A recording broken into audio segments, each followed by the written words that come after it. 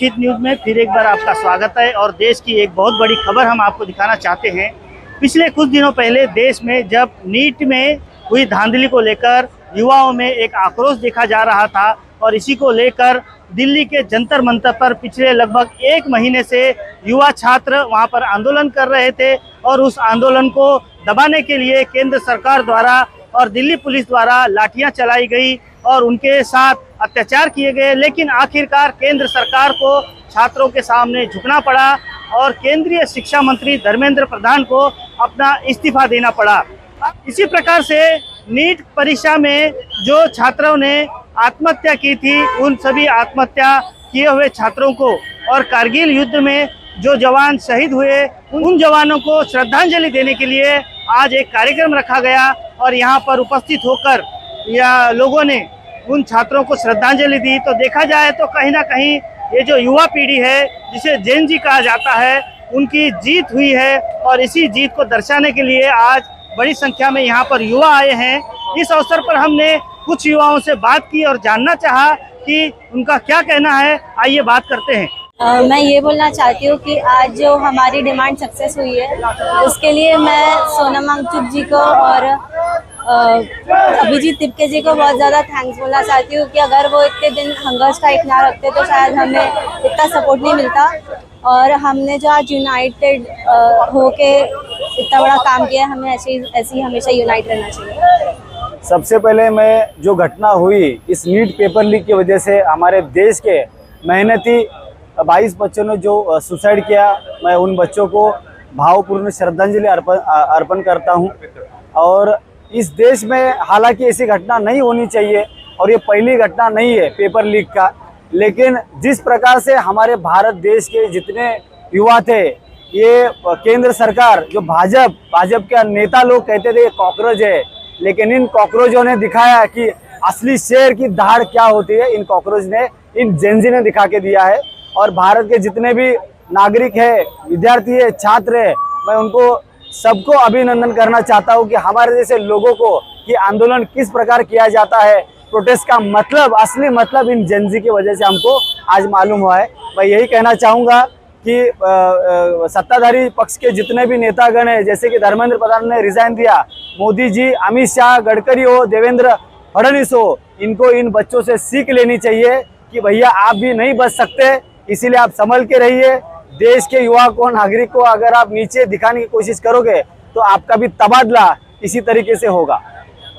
सबसे पहले इस देश में पेपर लीक के दौरान जो भी छात्रों की मौत हुई, इन सबको भावपूर्ण श्रद्धांजलि। और मैं ये कहना चाहूँगा कि जो देश के युवा हैं, छात्र हैं, उन्होंने दिखाया कि युवा शक्ति क्या होती है।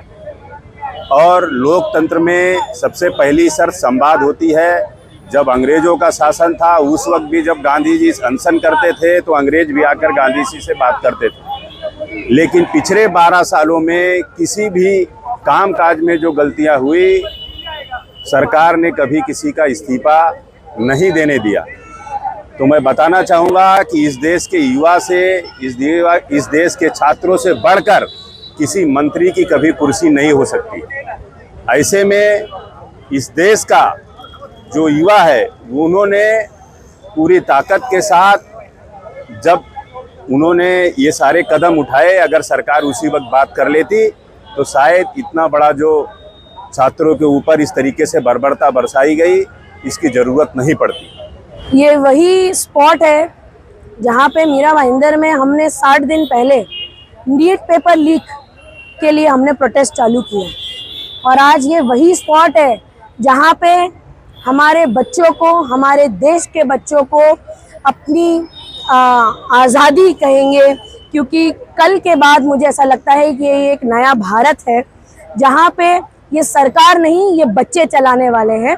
और इस सरकार के घुटने टेकाने के लिए ये जो बच्चों ने जो अपना कदम लिया जंतर मंतर पे, तो मैं उनकी दाद देती हूँ, मैं उन्हें सलामी पेश करती हूँ कि इसी तरीके से उन्होंने अभी मोदी जी को भी अपने घुटने टिकाना चाहिए और उनसे ये हमारी मांग है कि उन्हें उतर के हमारे बच्चों को लाइव, जिस तरीके से, इस तरीके से उन्होंने कैमरा पे लाइव आके रात में उन्होंने कहा था कि फ्रेंड्स, तो उसी तरीके से मैं चाहती हूँ कि वो आए और अपने बच्चों को जो है हमारे भारत देश के बच्चों को माफ़ी मांगे।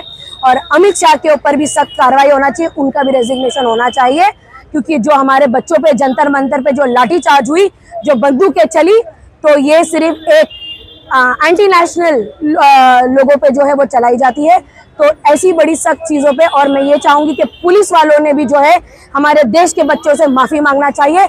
इस तरीके के सरकार की गद्दारों की बातें सुन के अपने देश के बच्चों के लिए, क्योंकि कहीं पे भी वो अपने उनके खुद के भी बच्चे हो सकते हैं, इसलिए मैं चाहती हूँ कि इस सरकार को घुटने टिकाने के लिए और इनकी सही जगह बताने के लिए ये जेनजी आज काफी है। देखिए, हम लोग यहाँ पे श्रद्धांजलि का कार्यक्रम आयोजन किया था, उसके लिए हम लोग यहाँ पे आए। सभी पार्टी के लोग हैं यहाँ पे, कोई जात धर्म का कोई पार्टी का लेना देना नहीं है।